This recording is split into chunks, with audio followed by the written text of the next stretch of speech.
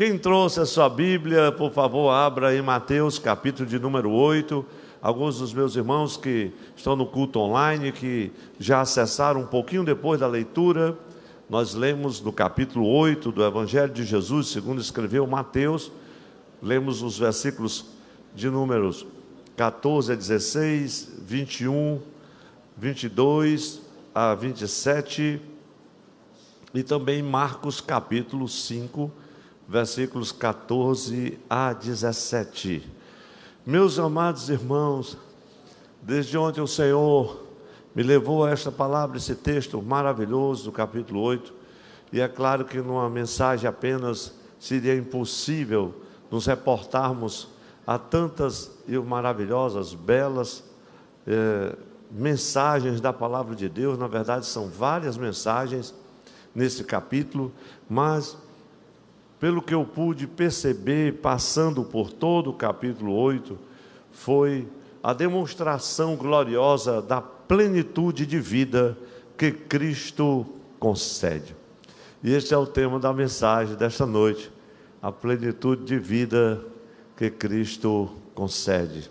Concedeu a mim, concedeu a você, e ainda concede a todo aquele que crer nele como único e suficiente Salvador. Meus irmãos, quem está com a sua Bíblia pode ir conferindo, pelo menos rapidamente, que aqui na primeira, vamos dizer assim, na primeira seção de versículos, eu digo a primeira seção de versículos, são os 17 primeiros versículos da narrativa de Mateus capítulo 8, nós podemos ver ali claramente, percebemos em toda a narrativa, nesses primeiros versículos também, percebemos aqui a eficácia da mensagem e da missão do Cristo, de Jesus, o nosso Salvador, o Filho de Deus, a missão que ele veio realizar aqui nessa terra. Então você abre o capítulo 8 de Mateus e vai acompanhando, e aí você vai observando que Jesus torna um leproso limpo, cura um leproso. Em seguida, ele cura o filho de um centurião. Estava desesperado e vai até o Senhor Jesus: Senhor, meu filho, o Senhor pode curar? Se eu vou na sua casa, não, mande só uma palavra. Glória a Deus, é uma mensagem linda. Então Jesus cura o filho, um criado, que era como um filho adotivo na época. Ele cura o criado lá de um centurião romano. E em seguida, já no texto que nós lemos, na abertura do culto, ele também chega na casa de Pedro, e a sogra de Pedro estava enferma, e o Senhor vai até ela, a levanta com poder, oh glória a Deus, e quando ela se vê curada, ela já passa a servir o mestre e todos que estavam ali na sua casa. E chegamos agora a um texto que eu convido a igreja para relermos, Mateus capítulo 8, versículo 16, nós lemos assim: depois de todos esses atos, já ao anoitecer, foram trazidos a ele, a Jesus, muitos endemoniados, e ele expulsou os espíritos com uma palavra e curou os doentes. Glória a Deus. Eu estava lendo esse texto, meus irmãos, e quem lê um texto assim, inevitavelmente fica maravilhado, extasiado com o poder de Jesus. E às vezes nós não nos damos conta da plenitude de vida que fluía do nosso Salvador, do Senhor Jesus. E às vezes também não temos a ideia que Ele nos concede essa plenitude de vida. Então a plenitude de vida que Cristo nos concede, veja a expressão dela. Foi isso que o leproso recebeu quando você abre Mateus capítulo 8. É exatamente isso que aquele criado daquele soldado romano sentiu quando se viu livre. Foi isso que a sogra de Pedro certamente testemunhou. Foi isso que os endemoniados lá de Gadara, na região de Decápolis, eles sentiram quando se viram libertos. Glória a Deus. E todos aqueles enfermos, porque diz a palavra que todos os enfermos que foram trazidos a eles, o Senhor os curou. E depois desse capítulo 8, a palavra diz que, para que se cumprisse o que o profeta Isaías falou no capítulo 53 e tal. Meus irmãos, que coisa maravilhosa. E ainda você está com a sua Bíblia aberta, nós observamos aqui a cura da sogra de Pedro, dos versículos 14 e 15 do capítulo 8 de Mateus. E nós percebemos duas coisas maravilhosas, que eu trato com a igreja rapidamente, porque a primeira fala da eficácia da mensagem da missão de Cristo, da missão que Ele veio realizar. A segunda, eu estou falando não somente da primeira seção dos 17 versículos que acabei de mencionar, mas aqui especificamente, nós vamos encontrar a eficácia da mensagem e da missão do Cristo.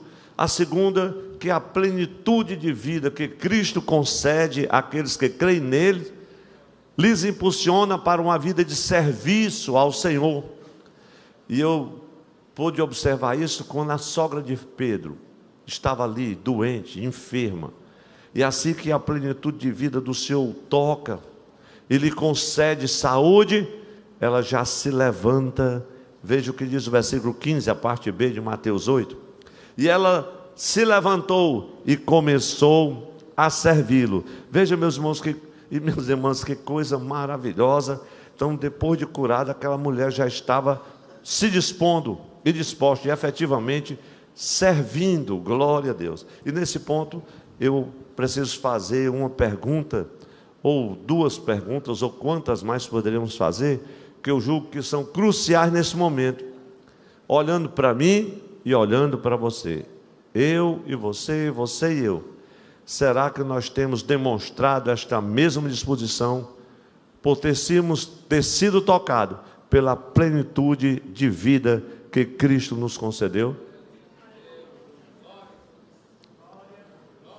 Será que depois de curados da lepra do pecado, quantos foram curados aqui da lepra do pecado porque creram em Jesus? Que nos consumia. Será que depois dessa cura maravilhosa, nós temos tido disposição de servir o Mestre? São perguntas que eu deixo para reflexão. Deixo mais uma: será que temos sentido em nosso viver essa plenitude? Na mensagem anterior que pregamos, foi muito impactante no último culto de doutrina, que nós somos desafiados a pensar sobre isso. Será que temos sentido em nosso viver essa plenitude de vida que só o Senhor Jesus oferece?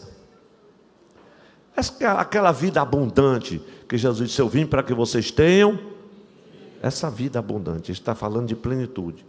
Então, quando a plenitude de vida que Cristo nos concede, meus irmãos, se expressa através de nós, coisas maravilhosas passam a acontecer. Quanto a essa plenitude de vida que Cristo nos concede, eu vou fazer algumas afirmações. Eu anotei 10, mas eu não vou comentar, porque senão a mensagem vai parar aqui. Mas eu anotei para ler, porque depois vocês vão refletir. Só para confirmar o que acabei de falar até agora. Amém, meus irmãos? Nossa mídia vai nos ajudar. A plenitude de vida cristã é ter essa sensação gloriosa, íntima da paz do Senhor. Vocês sentem isso, meus irmãos? Essa plenitude de vida, da paz. As coisas parecem que estão desabando e você está em paz. E ainda canta aquele hino: sinto paz tão profunda, enfim, sinto paz proveniente pela fé, sinto viver em mim, meu Jesus. Quem está sentindo isso agora, meus irmãos? Diga para quem está ao seu lado: isso é plenitude de vida que Cristo concede. Eu disse que não é comentar, ali o primeiro já comentei. Segundo, plenitude de vida cristã é ter gratidão pela bênção alcançada. Plenitude de vida cristã é ter entusiasmo na obra que realizamos. Sempre digo, quando nós realizamos a obra de Deus com alegria, Deus aperfeiçoa a obra que nós fazemos. Plenitude de vida cristã é ter satisfação em dedicar-se ao próximo. Você não serve por obrigação ou para dizer, eu estou aqui para servir. Ou então dizer, eu sou um servo. E daí? Está servindo? A plenitude de vida flui do teu coração, que você perdoa. Enfim, eu estou me esforçando para não comentar. Nessa quinta reflexão, na verdade, são afirmações para nós refletirmos, porque depois que vai assistir o culto offline, tem esse privilégio. A plenitude de vida cristã é ter alegria em cooperar na igreja. Diga amém, irmãos. Amém. Tiro o meu chapéu para os meus irmãos lá do Nova Metrópole, João 23, que vieram hoje cooperar aqui. Glória a Deus. A luta, meus irmãos, juntar esse povo. E o ônibus não é de graça, não. Glória a Deus. Sexto, plenitude de vida cristã é ter disposição em pregar o Evangelho. Pastor, mas eu não prego. Pois então, a plenitude está no nível baixo. Porque o ídolo não pode ficar obscurecido. Plenitude de vida cristã é ter cuidado com o seu testemunho cristão. Plenitude de vida cristã é ser uma bênção para aqueles que nos odeiam, inclusive os nossos inimigos. Aqui eu digo para os irmãos no culto online, não teve um glória a Deus sequer. Plenitude de vida cristã é desfrutar da vida abundante que Cristo veio nos dar. Quem confirma diz amém? Amém. Toda a igreja pode ler comigo a 10ª afirmação. Vamos juntos? Plenitude de vida cristã é saber que a verdadeira felicidade não é viver a nossa própria vida, mas permitir que a vida de Deus se manifeste em nós e através de nós. Diga para quem está ao seu lado, essa é a vida que eu quero para mim. Essa é a vida que eu quero para mim e para você, meu irmão. Essa, meus irmãos, é uma pergunta crucial.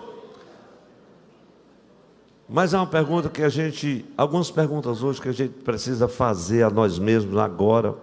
E é a seguinte: será que nós realmente conhecemos o Evangelho a ponto de vivermos a plenitude de vida que Cristo concede? O lema da nossa igreja nesses próximos anos, qual é, meus irmãos? O Evangelho conhecemos. Será que conhecemos o Evangelho a ponto de vivermos a plenitude de vida que Cristo concede? Eu sempre gosto de pensar sobre os conceitos das coisas. Os irmãos sabem o que é plenitude, mas é bom a gente dizer. Aí você vai lá no dicionário, não precisa você ir, eu anotei para você ir comigo, amém? Então está aí um conceito do que é plenitude, segundo a Bíblia. Isso não está lá no dicionário da língua portuguesa, mas no dicionário bíblico está lá. No sentido espiritual e religioso, plenitude fala-se em plenitude de Deus, que consiste na aceitação dos preceitos divinos para a redenção da alma humana.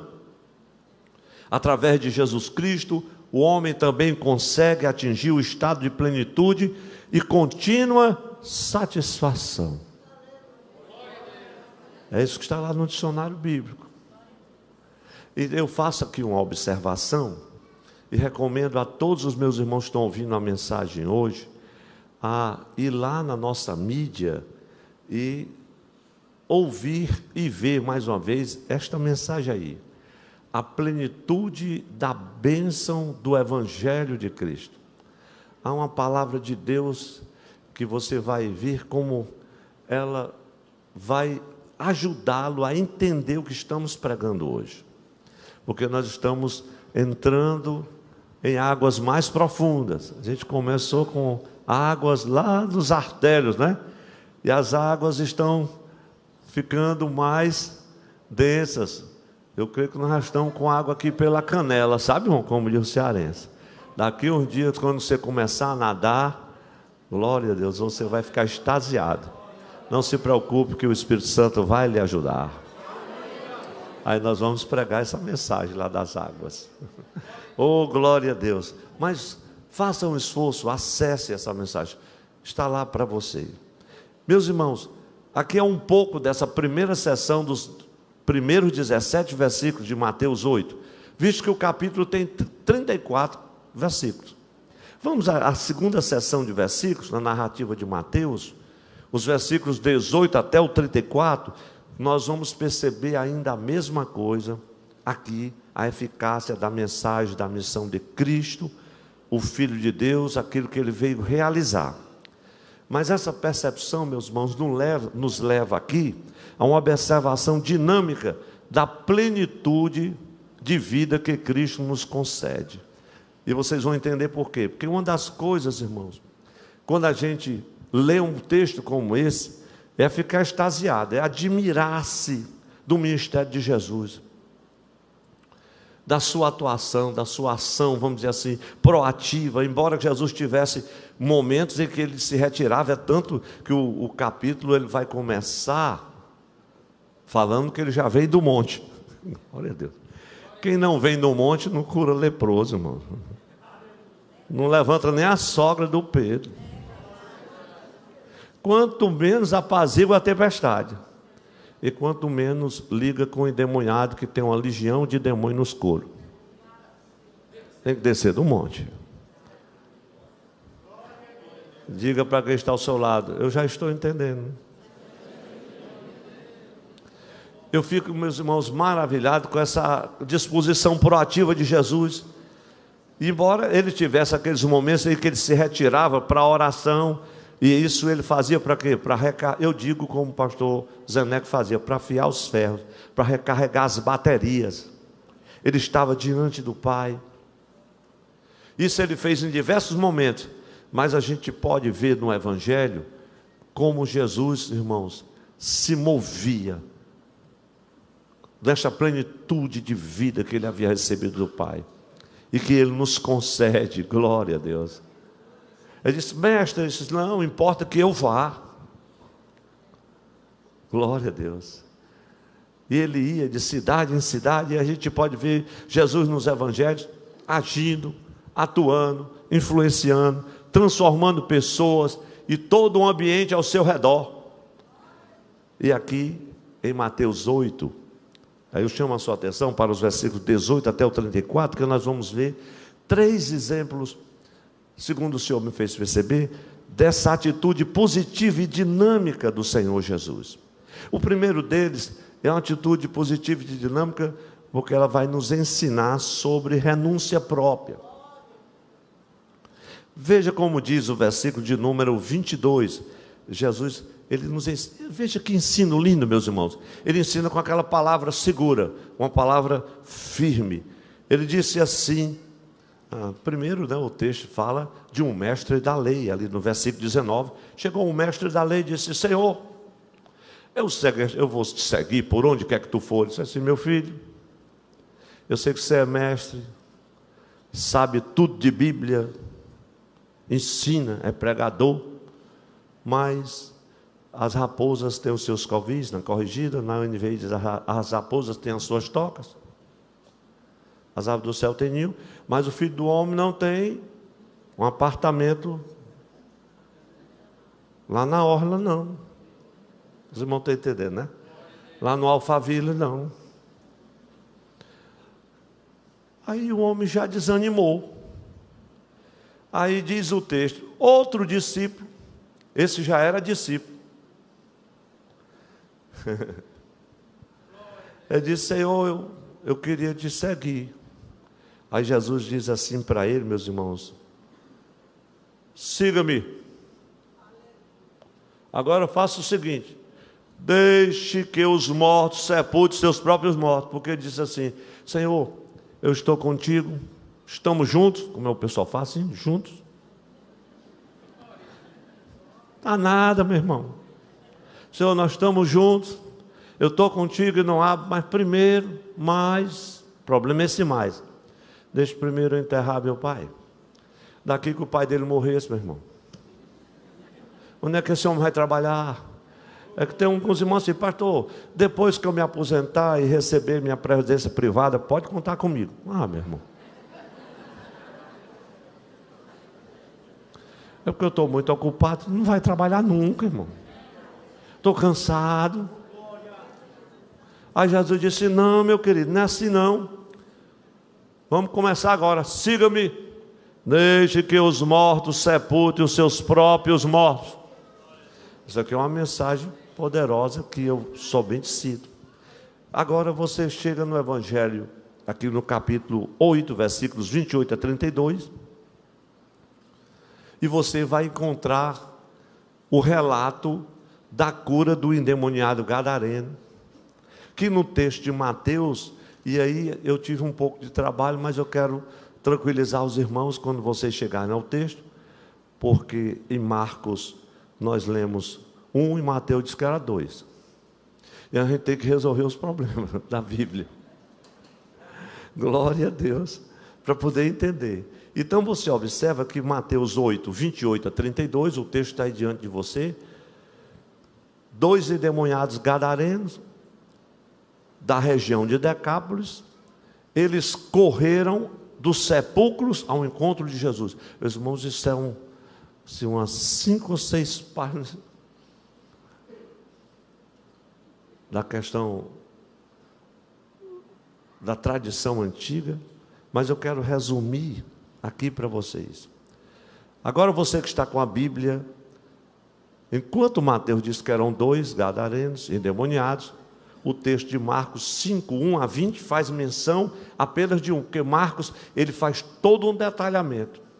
Quando Jesus chega, de onde ele sai, todo o encontro, todo o episódio está detalhado em Marcos, e ele se refere a apenas um. E aí, nessas horas, o pregador, o estudante da Bíblia, ele tem que recorrer ao dicionário, ou então um comentário histórico, cultural. E aí eu fui lá no comentário histórico-cultural do Novo Testamento do Craig Kenner, ou Kinner, para entender essa aparente contradição. Ele não me ajudou muito, mas pelo menos apaziguou meu coração. Eu quero fazer o mesmo com vocês. Por isso anotei para os irmãos que gostam de anotar as coisas e depois pregar. Ele diz assim, as sugestões, quantos será 2, será 1, variam quanto à razão de haver 2 endemoniados nesse relato de Mateus, enquanto Marcos menciona apenas um. Uma possibilidade é de que Mateus, e Mateus era aquele que andava com Jesus anotando tudo, ele é meticuloso. Ele conhece o endemoniado que Marcos não mencionou. Essa é uma das hipóteses. Não se preocupe, porque às vezes você não entende e não compreende tudo. Porque tem, como dizia o pastor Emiliano, alguns irmãos na igreja que eles querem saber de tudo. Pastor, mas quando eu chegar no céu, vai ter doce de leite? Tanta coisa para se preocupar. Pare com isso.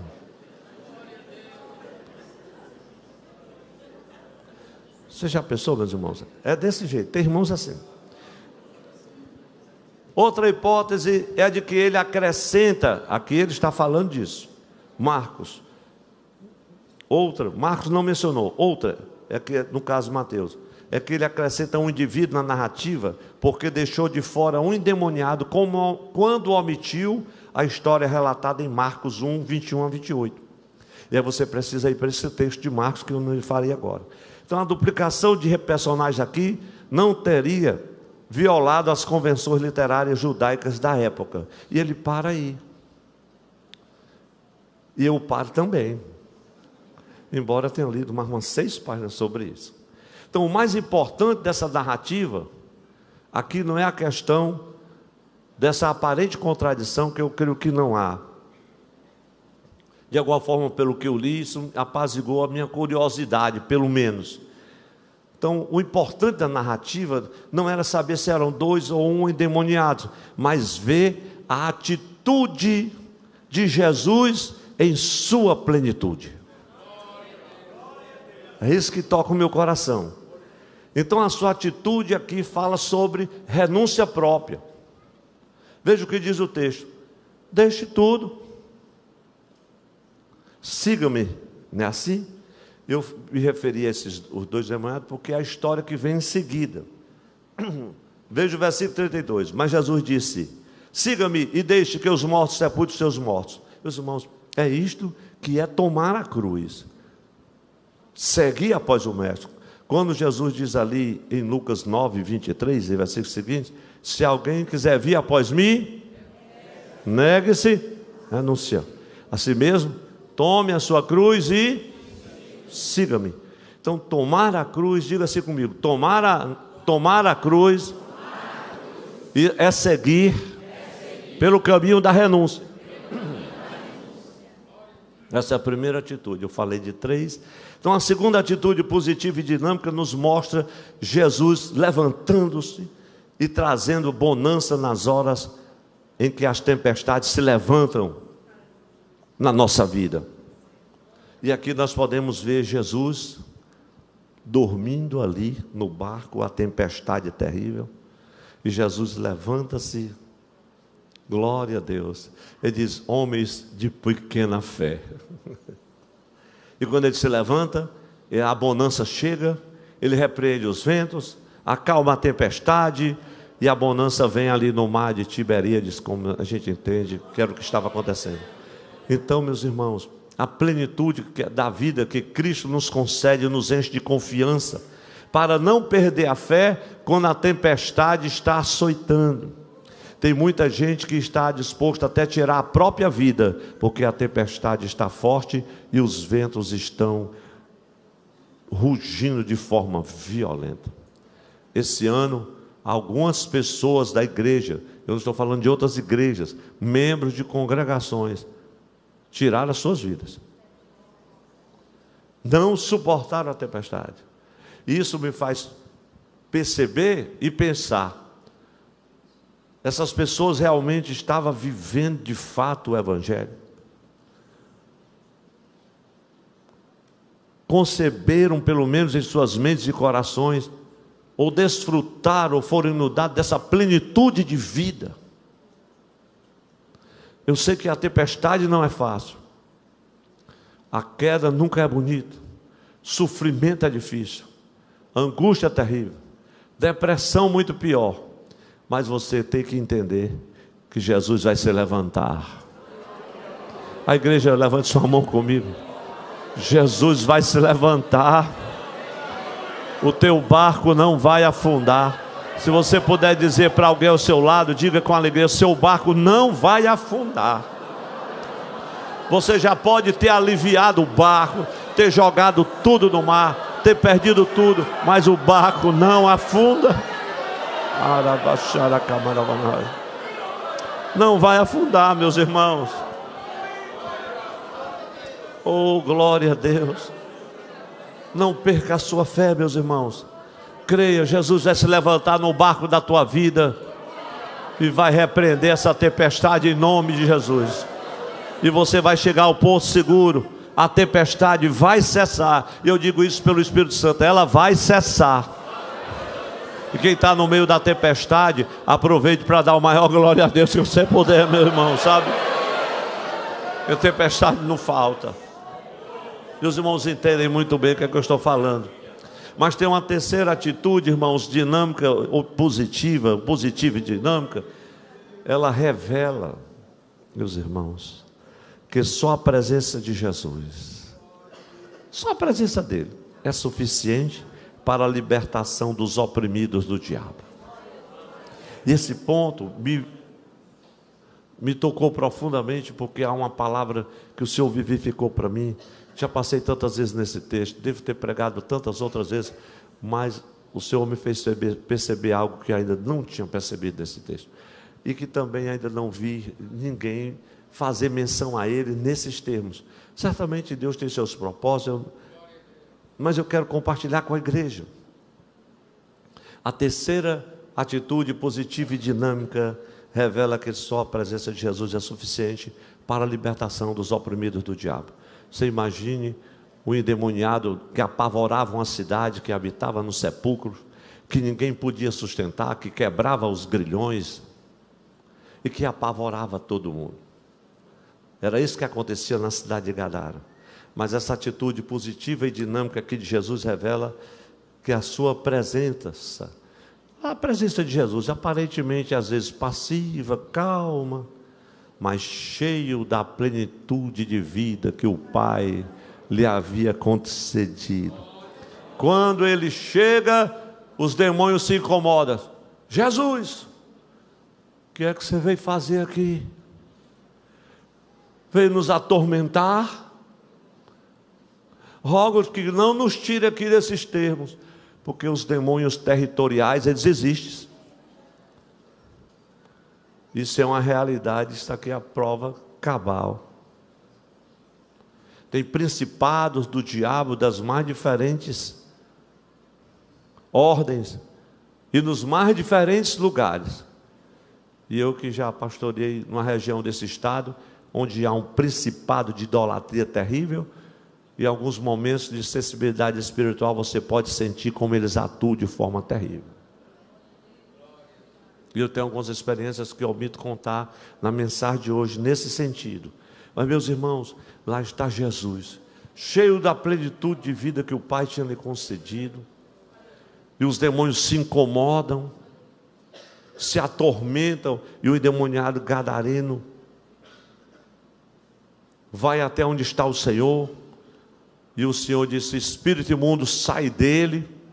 O espírito se agita, e mesmo protestando, é expulso. Jesus pergunta qual é o nome. Meu nome é Legião. Mas a palavra do Senhor, a voz do Senhor, a voz de um crente cheio da plenitude, pode confrontar não somente um espírito imundo, mas uma legião de demônios. Veja como está em Mateus 8:32. Ele lhes disse, ele disse: Senhor, já que você vai mandar embora, nos mande para a manada dos porcos. Aí Jesus disse assim: vão. Se Jesus fosse cearense, dizia assim: já vai tarde. Está entendendo? Vão. E diz o texto que eles fizeram o quê? E eles saíram, entraram nos porcos.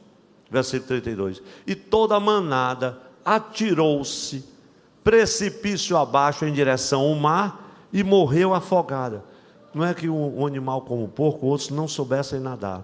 É que quando o espírito imundo entra, não adianta saber nadar. Ele entra para matar e para precipitar no abismo. Agora eu queria chamar a sua atenção para a leitura do texto de Marcos, capítulo 5, versículos 14 a 17, porque o Senhor me fez perceber algo que chamou muito a minha atenção, quando eu fui para o texto de Marcos, que era mais minucioso, mais detalhista. Nos diz assim um texto, Marcos 5, 14 a 17. Os que cuidavam dos porcos fugiram e contaram esses fatos na cidade. Veja só, eles contam, eles anunciam na cidade e nos campos. E o povo foi ver o que tinha acontecido. Era algo extraordinário que tinha acontecido. Não somente que estava no contexto da cidade, mas que estava também no campo. A notícia espalha-se rapidamente. Quando se aproximaram de Jesus, o povo que estava na cidade, no campo, viram ali quem, meus irmãos? O homem que fora possesso da legião de demônios. Como é que ele estava? Porque ele só andava nu, assentado, vestido e em perfeito juízo. E diz o texto, o que foi que aconteceu? E ficaram, mas dá medo. Algumas coisas extraordinárias que Jesus faz é para dar medo mesmo. Isso acontece quando a plenitude se expressa. Veja o versículo 16. Aqui, meus irmãos, me tocou profundamente. Os que tinham visto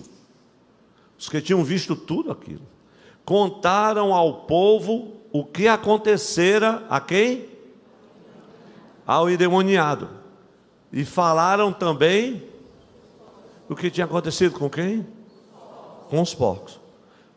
Me impressionou aqui É a visão que os habitantes de Gadara tiveram daquele inusitado acontecimento.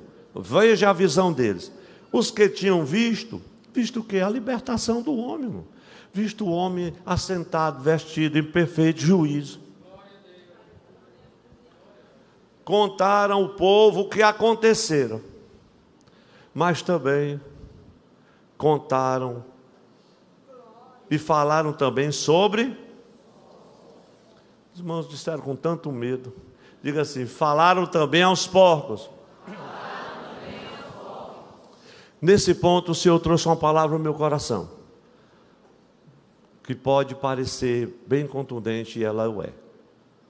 Porque Cristo quer nos desafiar a viver a plenitude, meus irmãos, do Evangelho, para que anunciemos as boas novas do Evangelho.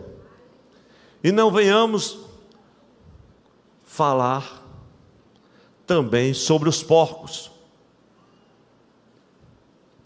Vivemos no tempo em que mensageiros de boas novas estão falando sobre os porcos das ideologias, das filosofias, de um evangelho light, coach, ou da prosperidade, nos púlpitos e nos templos, nas plataformas virtuais. Quando o mensageiro anuncia o evangelho na plenitude que Cristo concede, meus irmãos, ele prega o evangelho que sacrifica os porcos da mentira e do pecado em geral. Não é possível viver e pregar o evangelho em sua plenitude sem que a manada de porcos e sua porcaria não se perca no precipício da hostilidade, para tirar a atenção do povo para as boas novas da salvação. O povo estava anunciando o que tinha acontecido com o endemoniado e também levando as novas do que tinha acontecido com os porcos.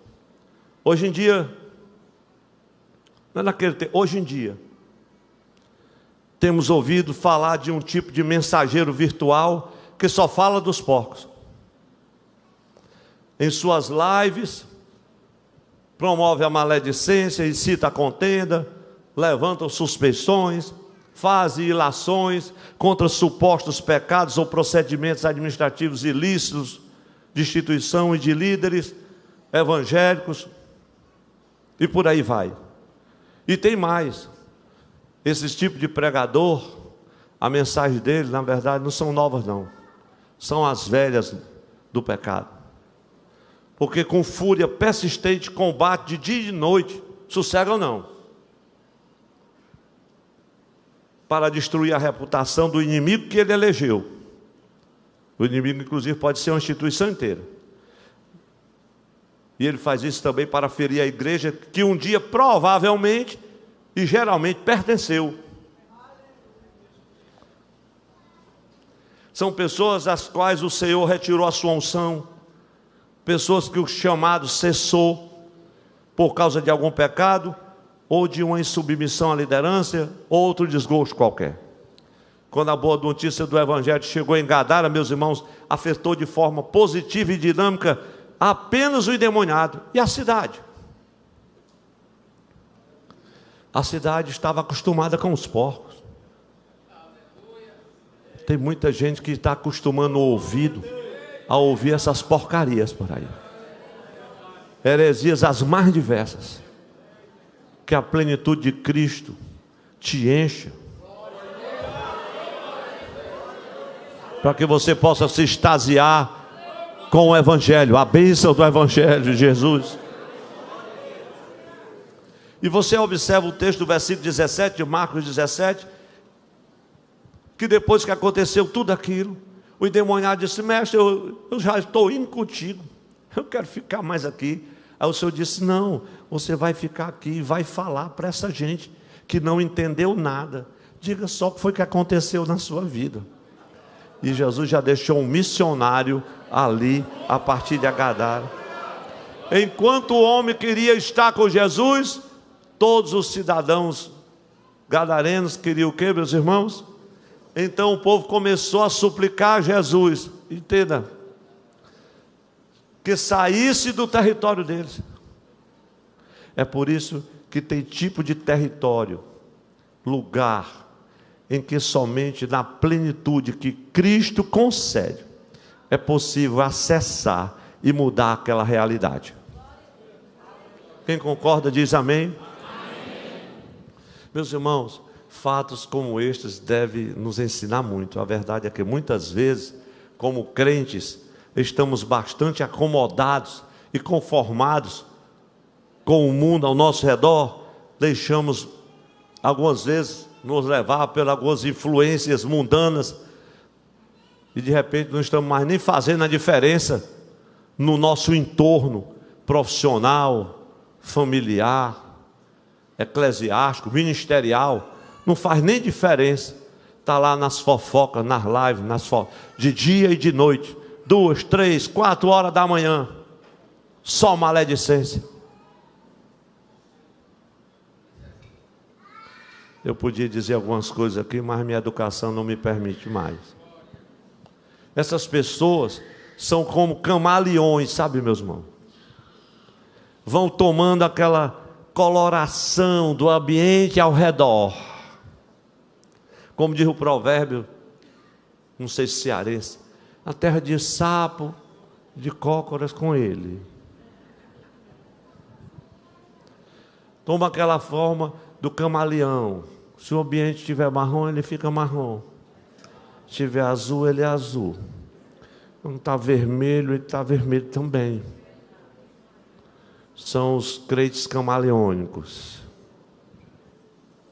Ele assume aquela coloração do mundo ao seu redor, a ponto de viver de forma pacífica com as manadas de porcos que estão na sua cidade, no seu convívio, ao seu lado. Estão acostumados com isso. E aí o testemunho cristão vai desaparecendo do viver dessas pessoas. Eu poderia dizer do que esse tipo de gente é capaz, mas vou omitir. A igreja do Senhor está entendendo a mensagem, eu não tenho dúvida.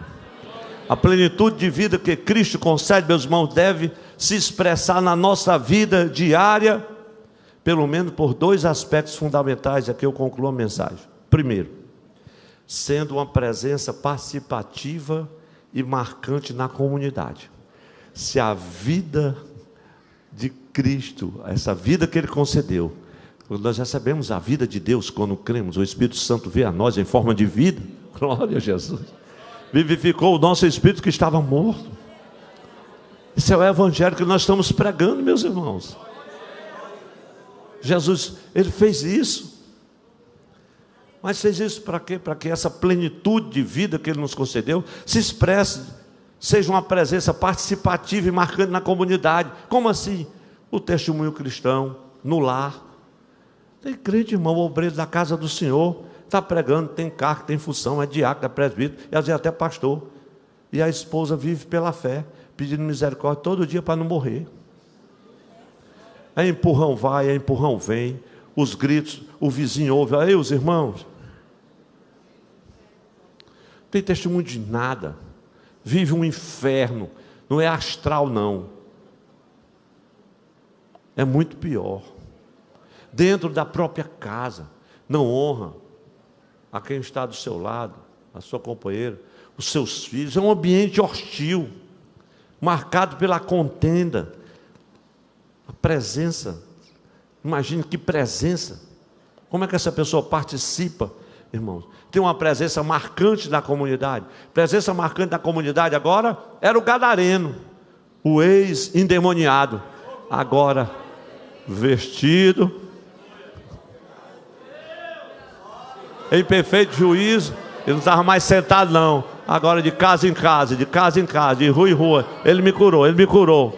Vocês sabiam quem eu era, mas agora eu estou dizendo, Ele me curou. Eu presumo, se eu fosse um evangelista, eu pregaria assim. Eu presumo que Jesus ainda passou ali algum tempo com ele, para fazer um seminário bíblico, pelo menos de uns 2 dias, orientando. Ele viu, irmãos, é bastante. Quando você é inundado pela plenitude, você só diz 2 palavras, Jesus te ama, e a pessoa está chorando. A pessoa vê em você a plenitude, ela flui de você. Está no seu semblante, está nos seus olhos.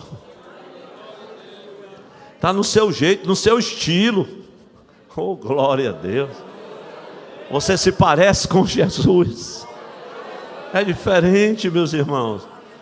E essa presença participativa e marcante, ela não passa somente no lar, não, irmão. Vai no trabalho, vai na escola, vai na vizinhança, vai na igreja. Na igreja. Imaginar que tem irmãos que quando vêm à igreja, eles dizem, hoje eu não vou cantar não, porque aquela miserável vem, eu não vou cantar no conjunto não. Já pensou um crente com essa disposição? Zangado, chateado. Vamos dizer com alegria para quem está ao nosso lado, a tua presença será marcante na comunidade, porque a plenitude de vida que Cristo concede vai fluir do seu coração. Glória a Deus. Aleluia. Quantos músicos vão chegando para cá. Então há um segundo aspecto, meus irmãos, em que a plenitude de vida que Cristo nos concede deve se manifestar. Segundo aspecto, tendo uma atuação dinâmica na sociedade.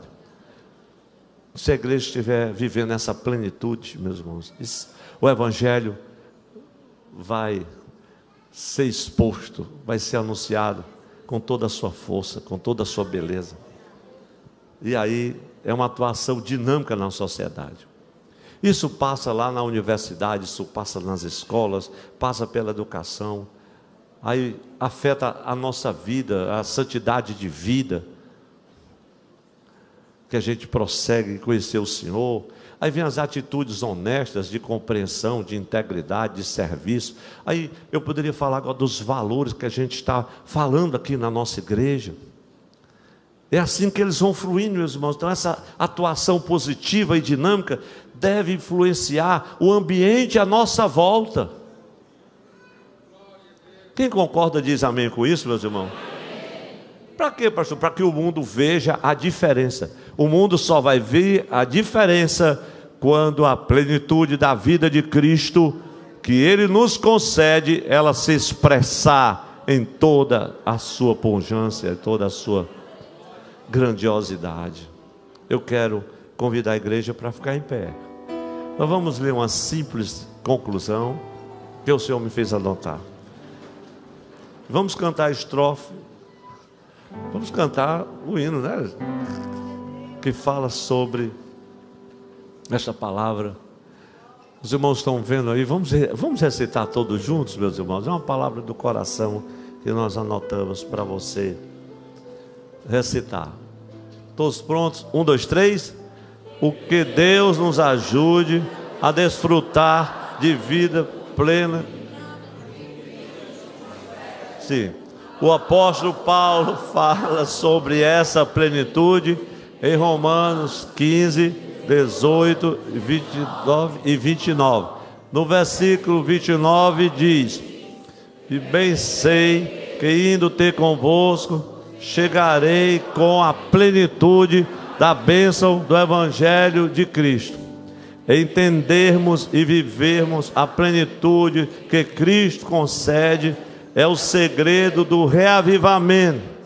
Que Deus nos ajude a sermos cheios da plenitude de vida que Cristo concede, para irmos à cidade com a plenitude da bênção do Evangelho. Quem vai à cidade nessa plenitude?